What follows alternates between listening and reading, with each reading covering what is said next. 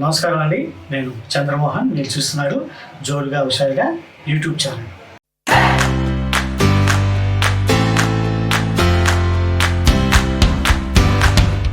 US వీసాకి ఎలా apply చేసుకోవాలి, slots ఎలా బుక్ చేసుకోవాలి అనే వాటి గురించి మీకు గతంలో వీడియోలు చేశాను. ఇప్పుడు ఈ వీడియోలో మీ దగ్గర బయోమెట్రిక్ స్లాట్ ఉంది, తర్వాత వీసా ఇంటర్వ్యూ స్లాట్ కూడా రెడీగా ఉంది.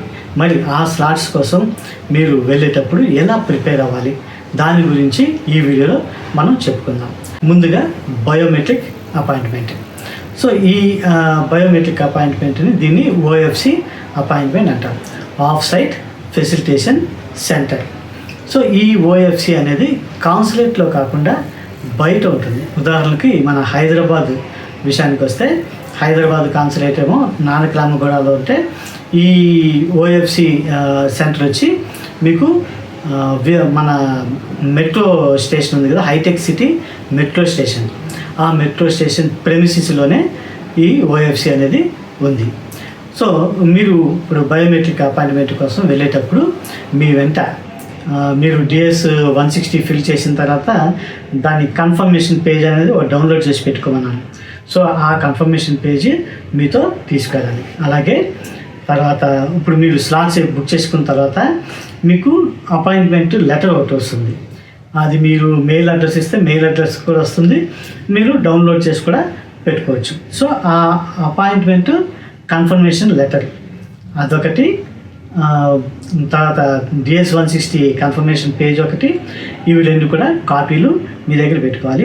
వీటితో పాటు మీ కరెంట్ పాస్పోర్ట్, అంటే ఇప్పుడు మీ దగ్గర ఉన్నటువంటి పాస్పోర్ట్. కొంతమంది దగ్గర ఏంటంటే 2-3 పాస్పోర్ట్లు ఉంటాయి. అంటే ఒకటి ఎక్స్పైర్ అయిపోయిన తర్వాత మళ్ళీ ఇంకోటి అప్లై చేసి ఇంకోటి తీసుకుంటారు. అట్లా పాత ఎక్స్పైర్ అయిపోయిన పాస్పోర్ట్లు కూడా ఉంటాయి. అన్నీ కాదు, కానీ ఇప్పుడు మీ కరెంట్ పాస్పోర్టు, దానికంటే ముందున్న పాస్పోర్టు, ఇవి రెండు తీసుకొని వెళ్ళాలి. ఈ 4 సర్టిఫికెట్సే కాకుండా ఒకవేళ మీ ఫ్యామిలీలో ఎవరైనా 14 years లోపు పిల్లలు ఉంటే కనుక వాళ్ళ తాలూకు పాస్పోర్ట్ సైజ్ ఫోటో ఒకటి తీసుకొని వెళ్ళాలి. పెద్దవాళ్ళకైతే అసలు ఫోటో అవసరం లేదు. ఈ 4 కాకుండా మీ దగ్గర ఇంకే విధమైనటువంటి ఫోన్లు, ఎలక్ట్రానిక్ వస్తువులు, వాచ్లు, బ్యాగులు ఇట్లాంటివి ఏవి కూడా ఉండకూడదు. కొంతమంది ఏం చేస్తారంటే ఏదైనా సపోజ్ వేరే ఊరి నుంచి వచ్చినప్పుడు వాళ్ళతో పాటు కొన్ని సర్టిఫికెట్లు, తర్వాత ఇంకేదైనా లగేజ్ లాంటిది ఇట్లాంటివి తెచ్చుకుంటారు. సో ఇట్లాంటివి ఉన్నప్పుడు ఎట్లాగా అని అంటే కనుక మీకు అక్కడ ఇవి ఉంటాయి, మన లాకర్స్ ఉంటాయి. అక్కడ ఆ లాకర్స్ ఏంటంటే 100 రూపాయల నుంచి 400 రూపాయల వరకు తీసుకుంటారు. అవి మీరు మీ వెంట తెచ్చుకున్న వాటిల్లో పెట్టచ్చు అన్నమాట. తర్వాత మీరు సపోజ్ ఏదైనా ఒక డాక్యుమెంట్ మర్చిపోయినప్పుడు ఇబ్బంది పడాల్సిన అవసరం లేదు. మీరు ఆన్లైన్లో అక్కడ డౌన్లోడ్ చేసుకొని దాన్ని ప్రింట్అవుట్ తీసుకునే విధంగా మీకు అక్కడ జెరాక్స్ సెంటర్లు కూడా ఉంటాయి. సో ఇవన్నీ కూడా ఏంటంటే ఓఎఫ్సికి బయట ఆఫీస్ ప్రెమిస్, అదే మెట్రో స్టేషన్ ప్రెమిసిస్లోనే కాదు, బయట ఉంటాయి అన్నమాట. అవన్నీ కూడా ప్రైవేట్ వాళ్ళు ఆర్గనైజ్ చేస్తూ ఉంటారు.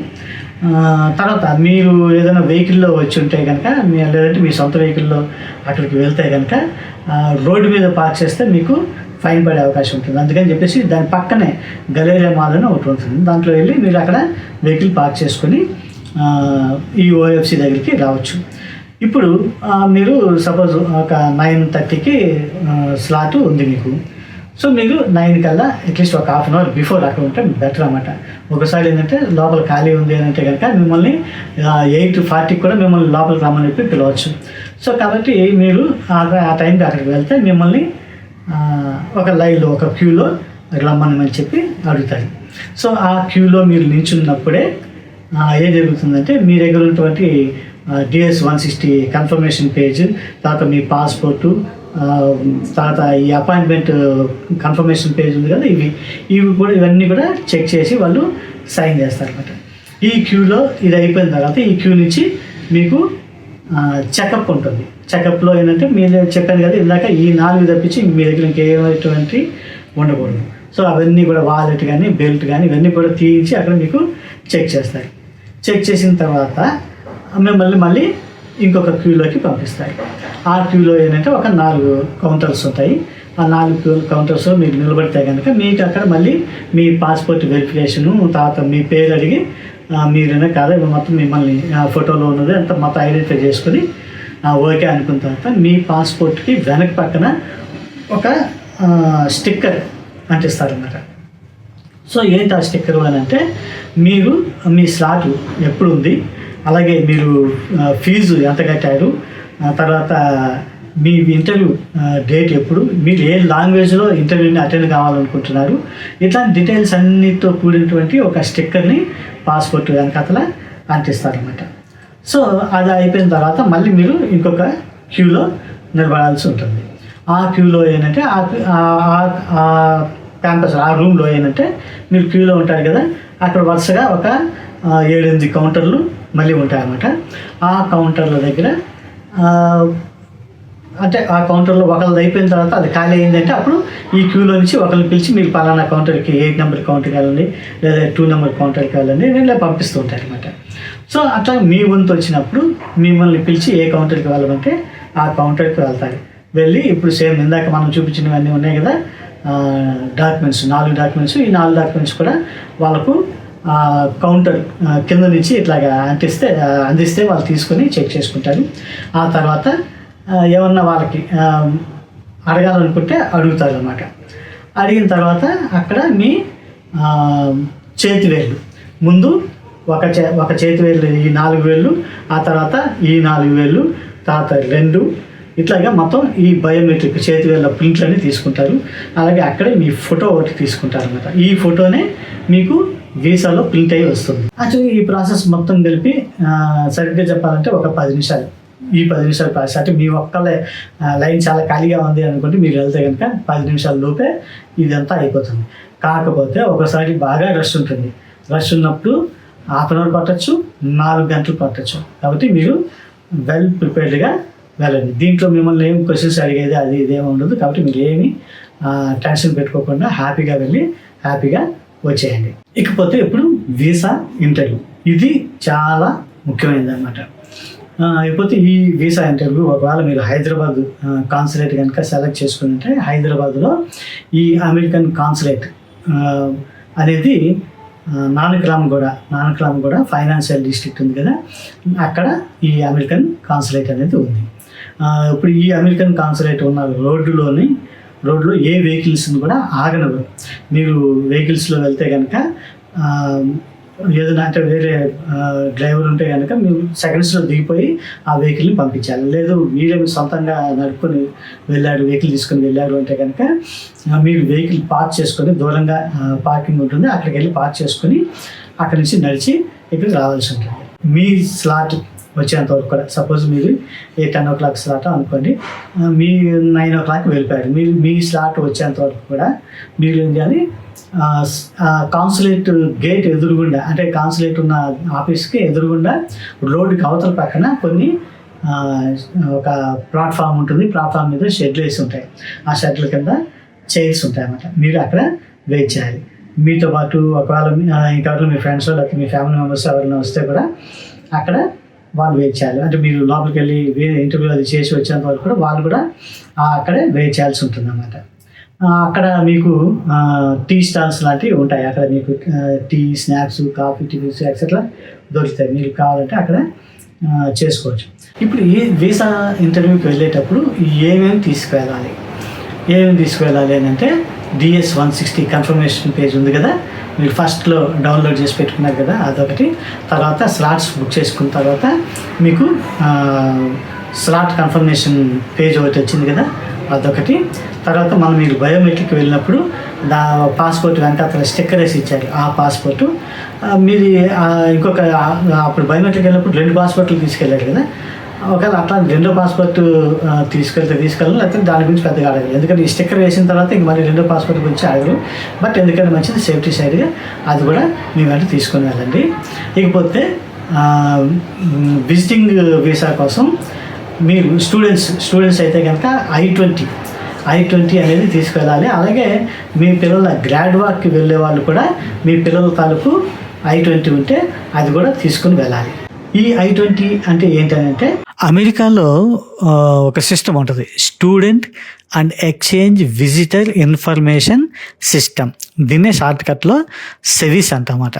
అంటే ఏంటి ఈ సిస్టము అని అంటే, అమెరికాకి చదువుకోవడానికి వచ్చే స్టూడెంట్స్, విదేశాల నుంచి వచ్చే స్టూడెంట్స్ తాలూకు ఇన్ఫర్మేషన్ని దాంట్లో నమోదు చేసి పెడతారన్నమాట. ఒక రిజిస్ట్రేషన్ లాంటిది నమోదు చేసి పెడతారు.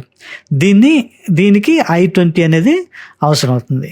ఈ I-20 అనేది ఒక certificate of eligibility for F1 or M1 visa status అన్నమాట. అంటే మరి ఈ I-20ని ఎవరు ఇస్తారు అని అంటే, ఇప్పుడు ఈ స్టూడెంట్స్ అక్కడ అమెరికాలో ఎక్కడికైతే వెళ్ళి చదువుకోవాలనుకుంటున్నారో ఆ యూనివర్సిటీ కానీ ఆ ఇన్స్టిట్యూట్ కానీ వాళ్ళు ఈ I-20ని ఇస్తారన్నమాట. ఇది ఇస్తేనే వీళ్ళకి వీసా, స్టూడెంట్ వీసా అనేది వస్తుంది. ఇప్పుడు ఈ స్టూడెంట్స్కి సెవిస్ ఫీజు అని ఒకటి కట్టించుకుంటారు. అంటే ఈ సిస్టమ్ని మెయింటైన్ చేయడానికి ప్రతి స్టూడెంట్ దగ్గర నుంచి $350 వాళ్ళు కట్టించుకుంటారు అన్నమాట. దాన్ని సెవిస్ ఫీజు అంటాం. ఇది వాళ్ళు వీసా ఫీజు కట్టేటప్పుడే దాంతోపాటు ఈ సెవిస్ ఫీజు కూడా కడతారు. అది మరి విజిటర్స్కి మనకెందుకు ఈ I-20 అని అంటే, ఈ I-20 అంటే ఒక రీజన్ అనమాట. అంటే ఇగో I-20 ఉంది, మా అబ్బాయో అమ్మాయో అక్కడ చదువుకుంటున్నారు అని చెప్పేసి మనం ఒక ప్రూఫ్ కింద చూపిస్తాం. ఇప్పుడు ఈ I-20నే కాకుండా ఇప్పుడు మీ పిల్లలు గ్రాడ్ వాక్ కోసం వెళ్తున్నట్టయితే యూనివర్సిటీ వాళ్ళ ఇన్విటేషన్ ఒకటి ఉంటుంది.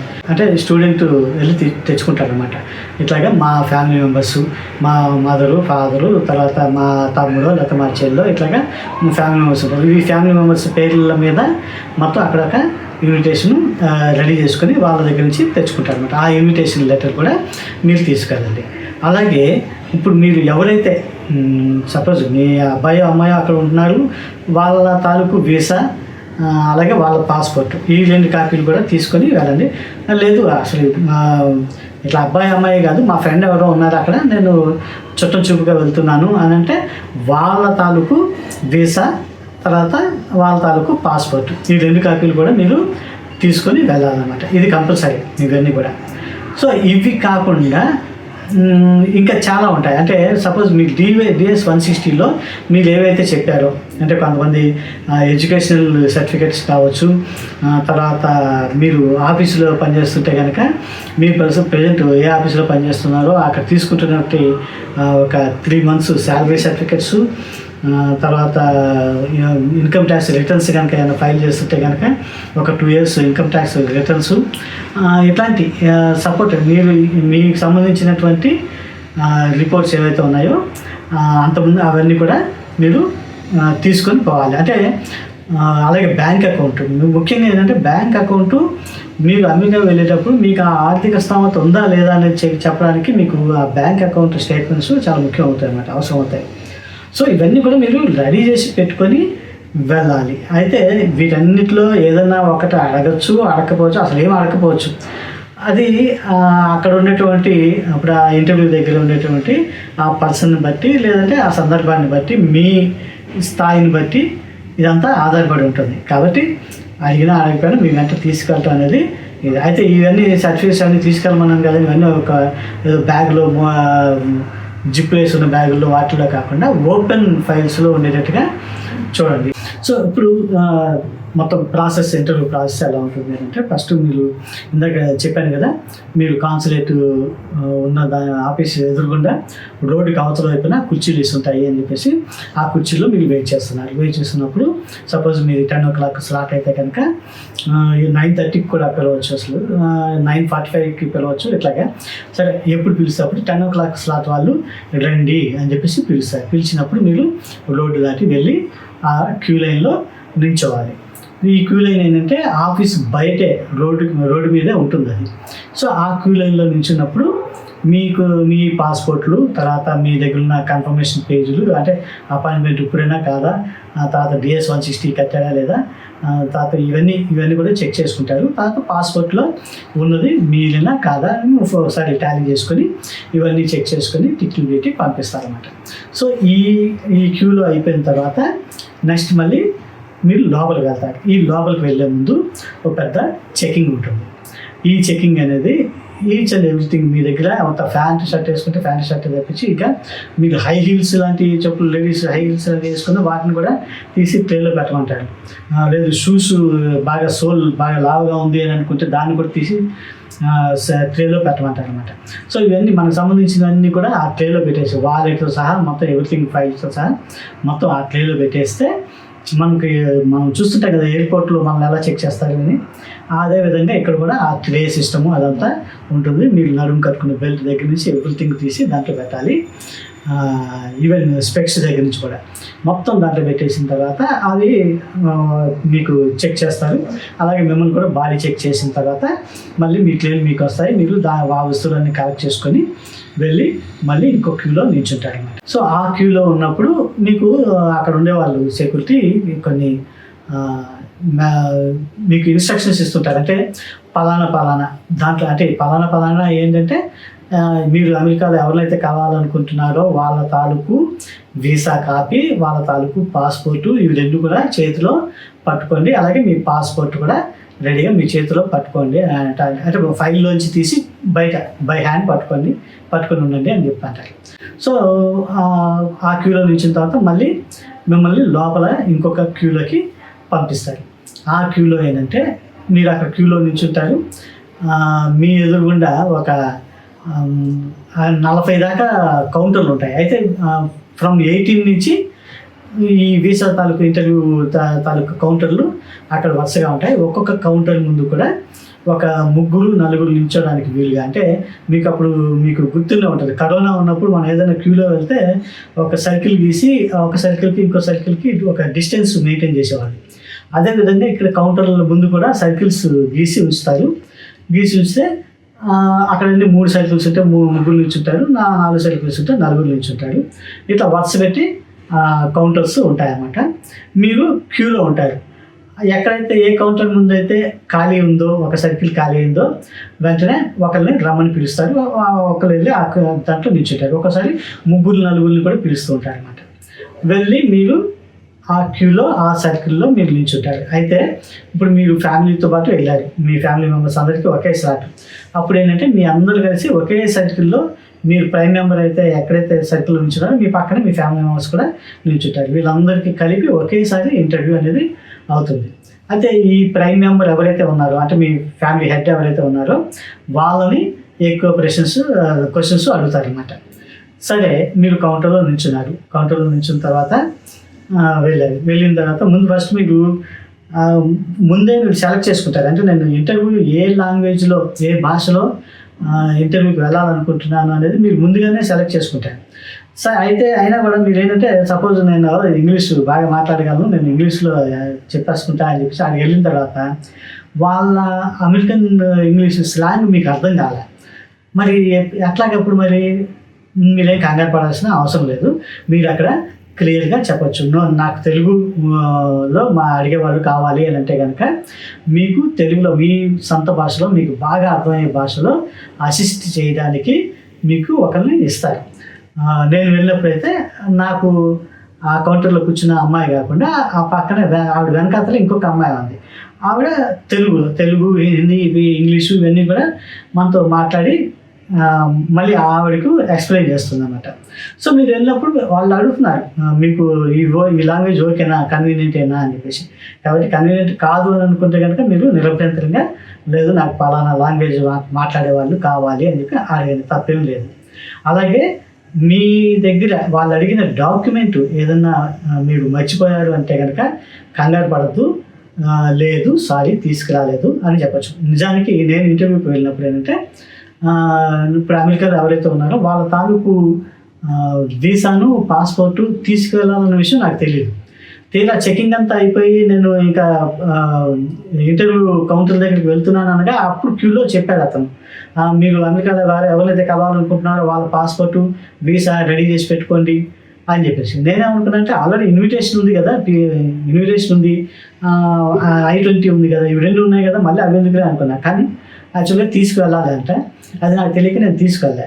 సో నన్ను మొట్టమొదట ఆవిడ అడిగింది ఏంటంటే ఇది తీసుకొచ్చారా, మీ అక్కడ అమెరికాలో ఉండేటువంటి ఆ పర్సన్ తాలూకు వీసా కాపీ కానీ పాస్పోర్ట్ కాపీ ఇవి 2 తీసుకొచ్చారా లేదు మేడం నేను తీసుకురాలేదు అని చెప్పాను.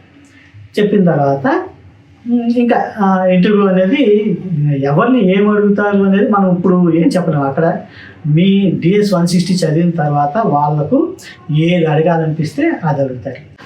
కాకపోతే మీరు ఫస్ట్ కౌంటర్ దగ్గరికి వెళ్ళగానే సపోజ్ మీ దగ్గర మీరు గ్రాడ్ వాక్ కోసం వెళ్తున్నారు అనుకోండి, మీ పిల్లలు గ్రాడ్ వాక్ కోసం వాళ్ళు పంపించిన ఇన్విటేషను, గ్రాడ్ వాక్ ఇవన్నీ కూడా ముందు మీరు మీ దగ్గర ఏవైతే డాక్యుమెంట్స్ ఉన్నాయో ముందు వీటిని ఇచ్చేయండి. అంటే ప్రైమ్ డాక్యుమెంట్స్ ఏవైతే ఉన్నాయో ఇచ్చేసిన తర్వాత ఇన్విటేషను, I-20 ఇవి ఇచ్చిన తర్వాత వాళ్ళు మిమ్మల్ని అడిగే మొట్టమొదటి ప్రశ్న ఏంటంటే మీరు ఎందుకు వెళ్తున్నారు, పర్పస్ ఆఫ్ విజిట్.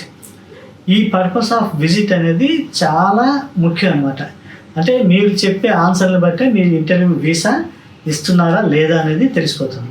ఇది చాలా కాన్ఫిడెంట్గా స్పష్టంగా నేను పలానా పని మీద వెళ్తున్నాను, ఆ పని అయిపోతానే నేను చూసుకొని మళ్ళీ వెనక్కి వచ్చేస్తా, ఈ విషయం వాళ్ళకి కన్వే అయ్యేటట్టుగా మీరు చెప్పాల్సి ఉంటుందన్నమాట. సో దీని మీద ఆధారపడి ఉంటుంది. ఇక్కడ ఏది మీరు తడబడకూడదు. కొంతమంది ఏంటంటే తడబడుతుంటారు, ఏదో ఆందోళన వేసే ఇంటర్వ్యూ అనగానే తడబడిపోతుంటారు, కంగారు పడిపోతుంటారు. సో ఇది వాళ్ళకి ఒక డౌట్ క్రియేట్ చేస్తుంది. అంటే ఏంటి ఇతను ఏమన్నా మన దగ్గర దాస్తున్నాడా అని చెప్పేసి డౌట్ క్రియేట్ చేస్తుంది. కాబట్టి ఇలాంటి ఏం లేకుండా చాలా కాన్ఫిడెన్స్గా మీరు మీ పర్పస్ ఆఫ్ విజిట్ అనేది క్లియర్గా చెప్పండి. ఇది ఇవ్వటం ఇవ్వకపోవడం అది చాలా వేరే విషయం. ఇది క్లియర్గా చెప్పండి. తర్వాత వీసా రిజెక్ట్ అయింది అని అంటే దానికి చాలా కారణాలు ఉంటాయి. అంటే సపోజ్ మీరు డిగ్రీ ఎప్పుడో చేశారు, ఒక 2 years గ్యాప్ వచ్చింది, ఈలోపు ఇంకెక్కడో జాబ్ చేసుకుంటే పర్లేదు, నేను పలానా దగ్గర నా డిగ్రీ అయిపోతానే నేను పలానా దగ్గర జాబ్ చేశానని చెప్పేసి ఆ జాబ్ తాలూకు వివరాలన్నీ మీరు ఇస్తారు, అది పర్వాలేదు. లేదు ఖాళీగా ఉన్నాను, నేను నాకు ఉద్యోగం దొరకలేదు, నేను ఒక 6 months ఖాళీగా ఉన్నాను, లేదు అనుకుంటే నేను గతంలో పలానా దగ్గర ఎక్కడో పనిచేసేవాడిని, ఇప్పుడు ఏం చేయట్లేదు, ఖాళీగా ఉన్నాను అంటే, ఖాళీగా ఇక్కడ ఉన్నాడు అని అంటే అర్థం ఏంటి, అక్కడికి వెళ్ళి ఏదైనా జాబ్ వెతుక్కుంటాడేమో అన్న డౌట్ వాళ్ళకి వస్తుంది. కాబట్టి ఇలాంటి డౌట్స్ రాకుండా అలాంటి ఏదైనా ఉన్నప్పుడు మీరు ఖాళీగా ఎందుకు ఉండాల్సి వచ్చింది, ఇది ఇంటర్వ్యూలో అతను అడిగే ఛాన్స్ ఉంటుంది. మరి ఎందుకు ఖాళీగా ఉన్నావు అన్నప్పుడు అది కూడా చాలా స్పష్టమైన సమాధానం మీరు చెప్పగలిగి ఉండాలి. నేను ఇట్లా ఉన్నాను, ఇప్పుడు నేను వెళ్ళి వాళ్ళకి కావాల్సింది ఏంటంటే మొత్తం మీద మీరు అమెరికా వెళ్ళి కొన్ని రోజులు చూసి మళ్ళీ వచ్చేస్తారు, అది వాళ్ళకి కన్ఫర్మ్ కావాలి, అది వాళ్ళకి క్లియర్గా అర్థం అవ్వాలి. ఇది అర్థం కాకపోతే మీ వీసా రిజెక్ట్ చేసే అవకాశం ఉంటుంది. రిజెక్ట్ చేశారు అనడానికి గుర్తు ఏంటంటే మామూలుగా మీకు వీసా ఇచ్చేసే పని అయితే మీ పాస్పోర్ట్ని వాళ్ళ దగ్గరే ఉంచుకుంటారు. లేదు అని అనుకుంటే మీ పాస్పోర్ట్ని మీకు తిరిగి ఇచ్చేస్తూ చూడండి, దీన్ని బ్లూ షీట్ అని అంటారు. ఈ బ్లూ షీట్ని మీ చేతిలో పెడతారు. ఏంటి ఈ బ్లూ షీట్ అని అంటే దీంట్లో మీ వీసా రిజెక్ట్ చేయడానికి గల కారణాలు ఏంటో అనేది రాసి పెట్టి ఉంటాయి. ఇప్పుడు ఈ బ్లూ షీట్లో చూస్తే కనుక ఇది ఇంగ్లీషు, మన హైదరాబాద్ కాన్సులేట్లో వచ్చిన బ్లూ షీట్ కాబట్టి ఇది ఇంగ్లీషు, తెలుగు, ఉర్దూ అని హిందీ, ఈ 4 భాషల్లో దీనికి కావాల్సిన దీంట్లో వివరాలు ప్రింట్ చేసి ఇచ్చారనమాట.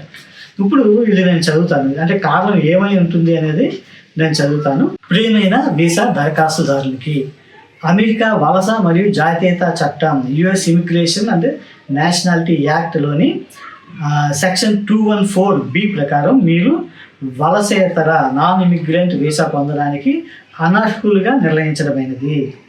సెక్షన్ 214B కింద తిరస్కరణకి అర్థం ఏంటంటే మీరు ఏ వలసేతర వీసా శ్రేణి కింద దరఖాస్తు చేసుకున్నారో ఆ శ్రేణికి సంబంధించిన నిబంధనలు సంతృప్తి పరచలేకపోయారు.